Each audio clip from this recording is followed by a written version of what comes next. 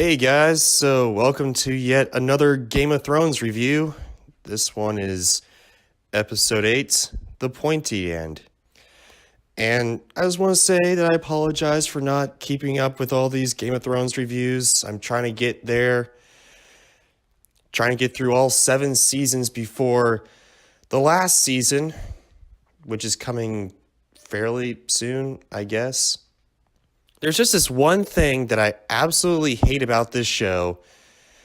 It's this overall complaints that I have about this whole series so far, and is that nothing happens. I mean, literally, nothing happens. I mean, all what literally happens is just they talk, or they walk while they talk, or have sex while they talk. It's all just talking. There's not a lot of anything, really. Sure, there may be a few fights, but in the long run, it doesn't really affect anything.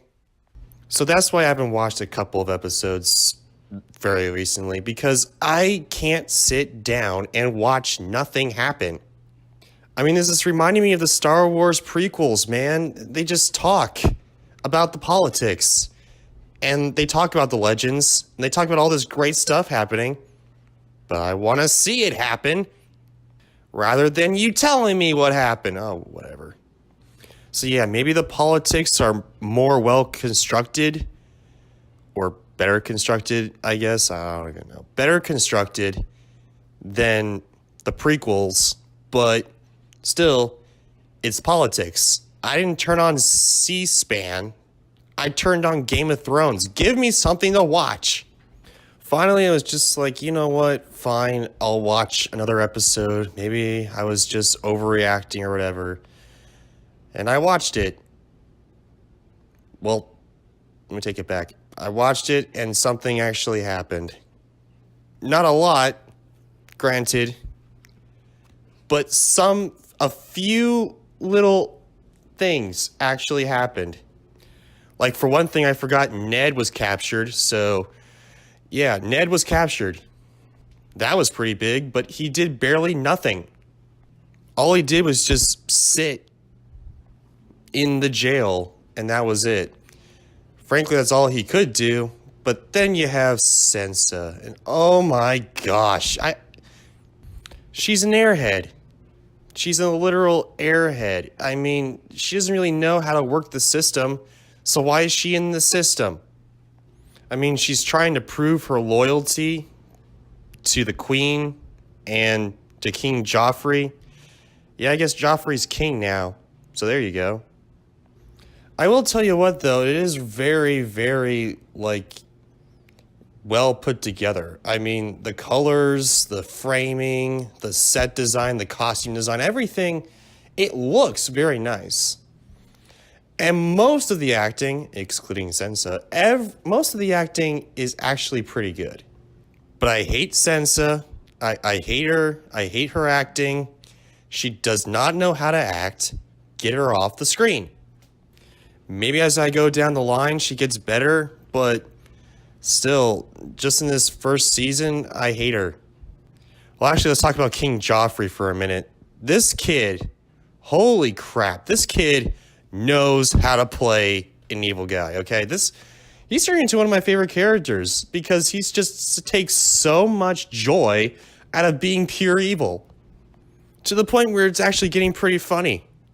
Not funny in a bad light, granted, but still pretty funny. He is everything I wanted in a male boy king and more. I mean, he's just so immature, and you can see it. He's trying to be mature, but he's still a kid, so he's immature. And her mother is very, very cuckoo crazy as well. So he's not really getting much out of that. And I guess his dad or whatever wasn't that great of a guy either. So there you go.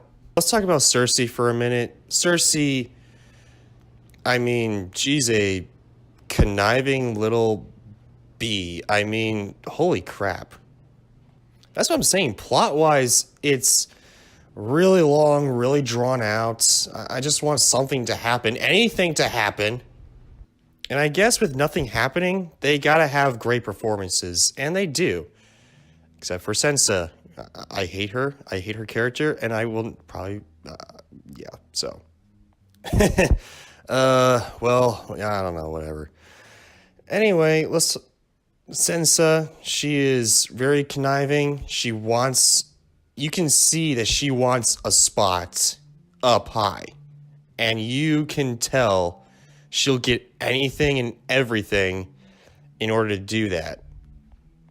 In order to achieve her goals. And yeah, that's actually pretty well acted and pretty well written. I mean, all the talks are pretty well written. It's just that nothing happens. And I hate the fact that nothing ever happens in this show. So let's talk about Arya for a minute, because it's literally a minute. She's barely in this episode, I guess, but a lot more stuff happens with her than pretty much anyone else in this episode. I mean, she goes through a lot of change. Her sword teacher, I mean, I don't even know if we actually know if he's dead or not, but he's supposedly dead now. She tries to run because her father is a tyrant of the kingdom now and all that. She runs and kills a kid, in cold blood or whatever. Not in cold blood. What am I saying? I mean, he comes after her and she just kills him. And you can see it in her face that she's just taken back from it. This is her first actual kill. And the first time that she actually has to use a sword or something like that. So I'm really excited where they're going to go with her character now, because how is she going to deal with the fact that she had to kill a kid or something, you know? How is she going to process that? And I'm looking forward to her character growing. She's actually one of the few characters I actually root for and actually like. I mean, yeah, there you go. Speaking of which, let's talk about Jon Snow, the greatest guy in this show. I mean, holy crap. Really compelling storytelling. And this guy is just he's like The Rock. He's pretty much like The Rock of this show. The Rock is in Dwayne The Rock Johnson. Not The Rock is in a literal rock, but still. So anyway, this kid has to go through so much pain and torture on the white wall or whatever, the ice wall. He has to fend for himself, not only because he's a bastard, but now that his father is a tyrant or whatever. And he is a traitor now. So he's getting double the supposed beat ups and all that. So he's got to fend for himself.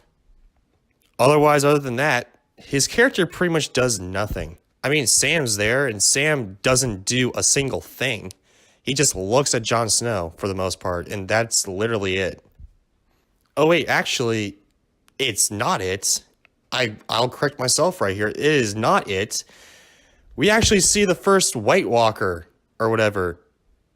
The first real White Walker, who's, I guess, a frostbitten man that acts like a zombie.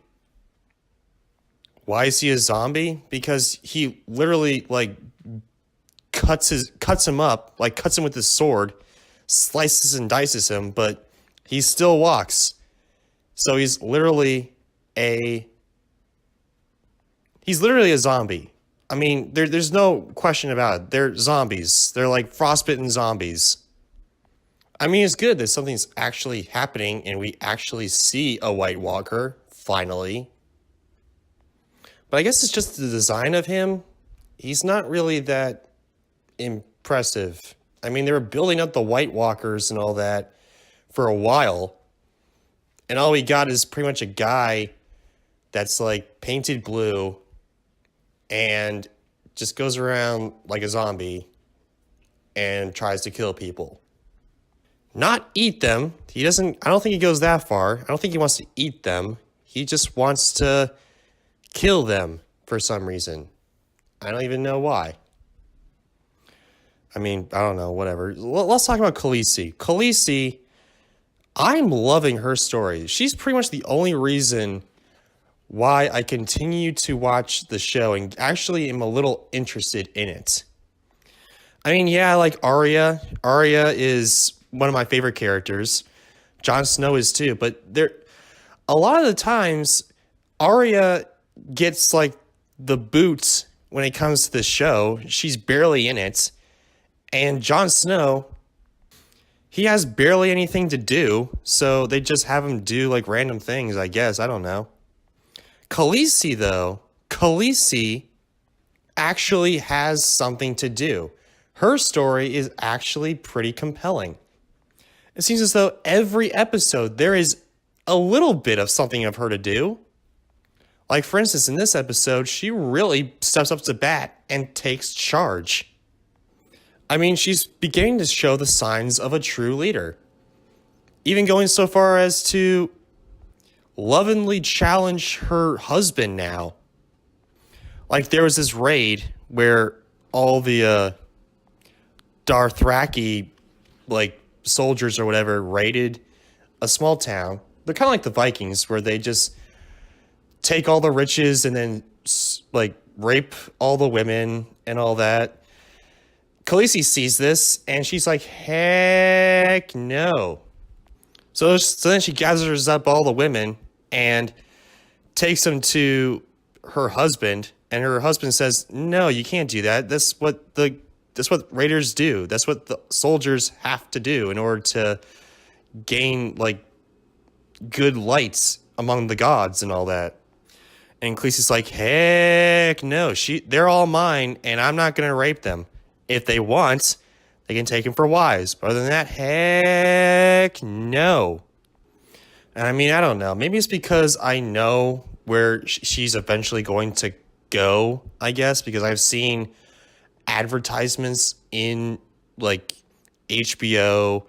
I've seen advertisements for, like, Game of Thrones on other shows that were on commercial and all that. So I know that she's going to be a powerful leader. I know that she's going to be, like, this great, all-powerful leader from, like, I'm guessing the East or something. And she's coming over to King's Landing and all that to take the Iron Throne. Just like I also know that Jon Snow is eventually probably going to be a leader as well. Except he's coming from the North. But here's the difference, though. Jon Snow, he nothing happens with his character, really, in this episode. Or in a lot of the episodes, now that I'm thinking about it. With Khaleesi, her character grows every episode. Her character shows leaps and bounds better and greater and just more awesome every time she comes on screen. Also with her character, her and the Dothraki guy and all that, they're showing a lot more chemistry. They're showing that they actually truly love each other. I mean, they showed it like in the past, but it's still continuing to grow.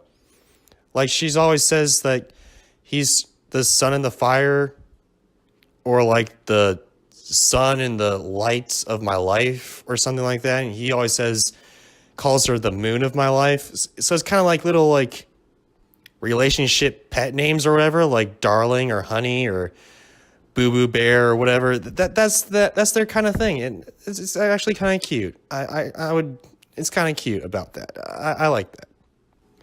And it shows that they're really in love because that's all they talk about. That's all they call each other, even though they have different names. So you know that they're in love with each other.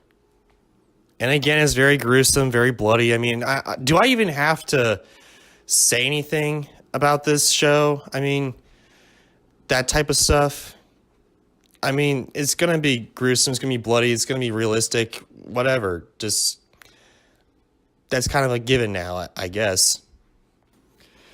And then here is the words that I've been hearing over and over and over on this show. Winter is coming. Winter is coming. Winter is coming. Yeah, winter is coming. Why don't we see the winter actually come? And then there's this really weird scene where this little kid was like praying to the gods or something. And then this woman came over and started talking to him.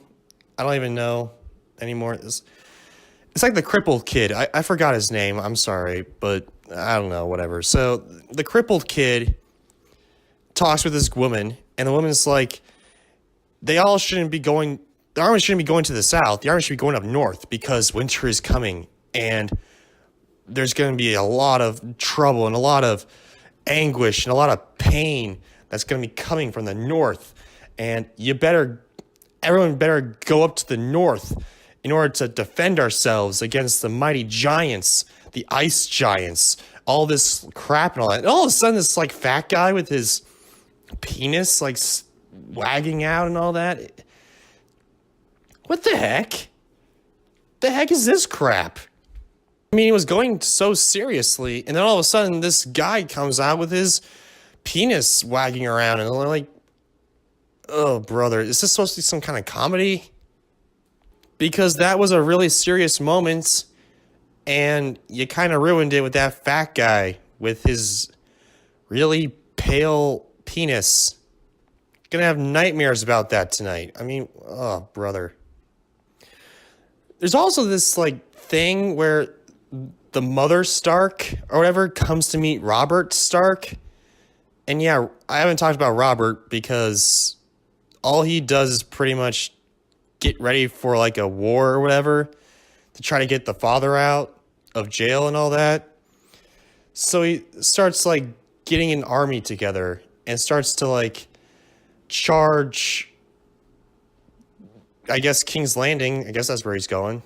And then all of a sudden the mother comes all the way from like the high tower or whatever from the last episode. And it's just kind of weird that she would like make the journey so fast.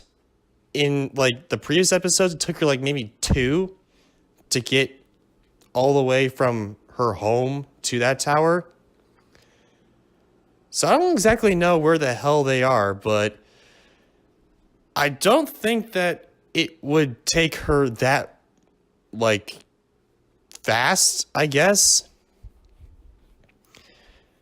Because when Ned and all the girls and all that went to King's Landing from their Stark home, it took them a couple of episodes too. So is this tower like in between that or what? Even though they show the map in like the opening credits, I still don't know where anything is.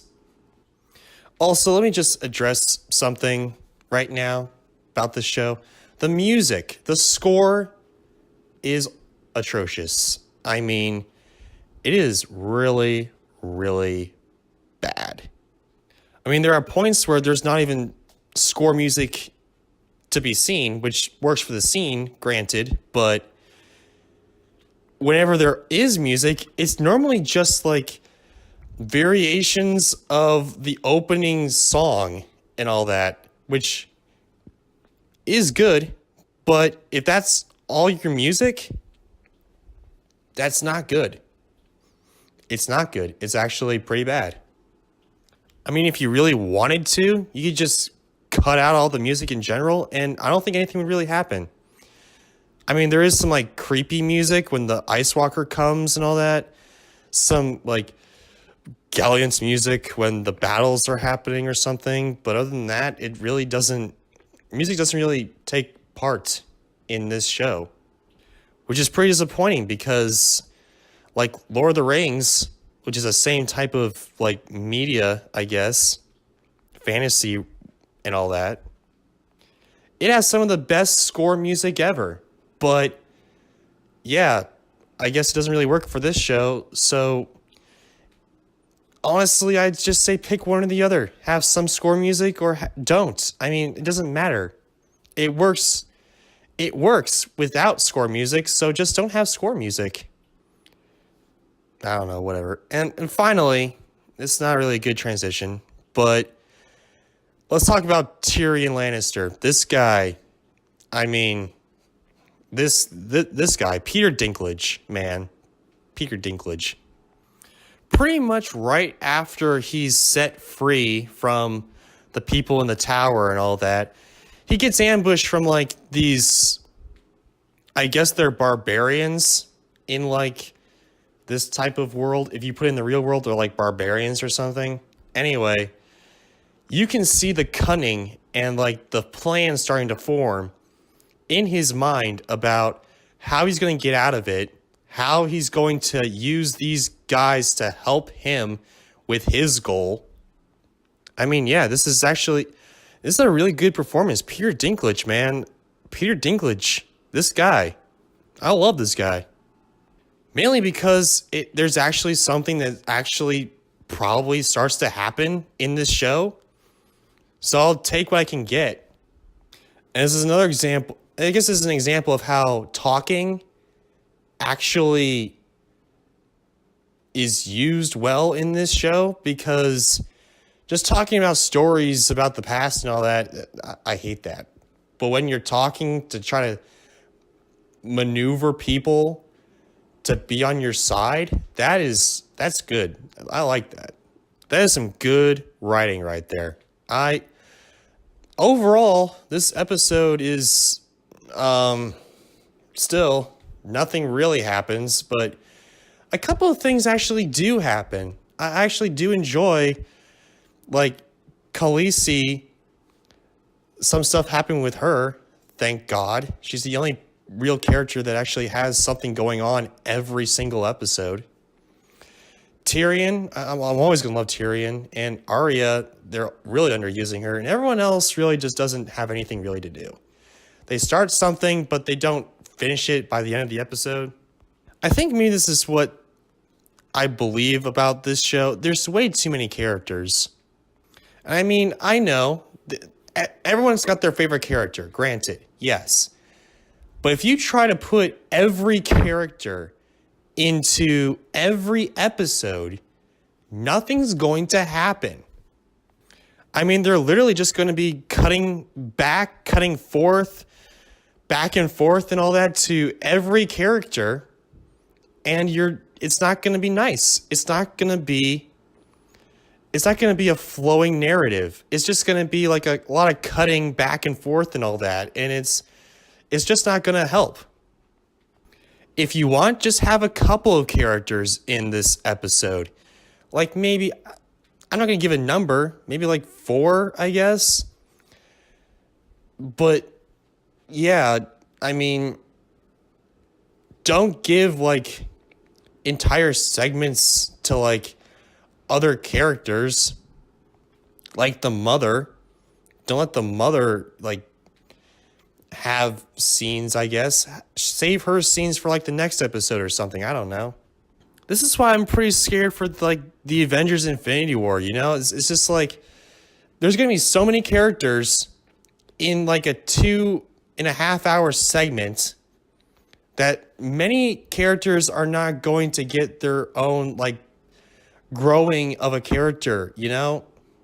It's like a bunch of episodes in this show. None of the characters really grow like over one episode. Like in this episode, not a lot of characters actually grow. Like Jon Snow doesn't grow. Robert doesn't grow. The mother doesn't grow.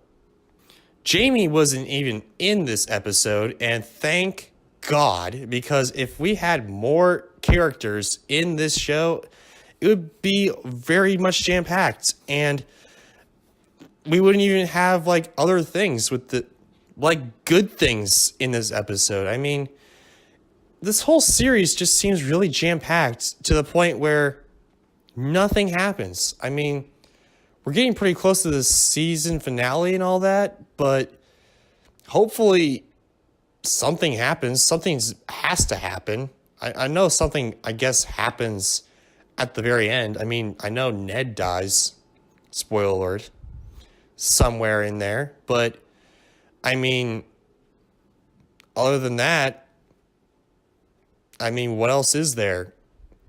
What else can possibly happen? Hopefully something else happens and we're not just sitting around looking at our thumbs wondering what the heck is going to happen next. And yeah, because I'm so close to the season finale, I'm probably going to watch more episodes and make more reviews and post them later. But I mean, I don't know. I'm sure that in season 7, it's like all the payoff. Like a lot of crap happens in that season. But then again, I haven't heard a lot of good things from season 7. I don't know. Maybe you just have like a balancing act or something. I don't know. Where stuff happens, but you also have the talking. You got to balance it. It's not like a one or the other. It's like it has to happen. I don't know. All right, guys. Well, that's it for this episode recap and all that.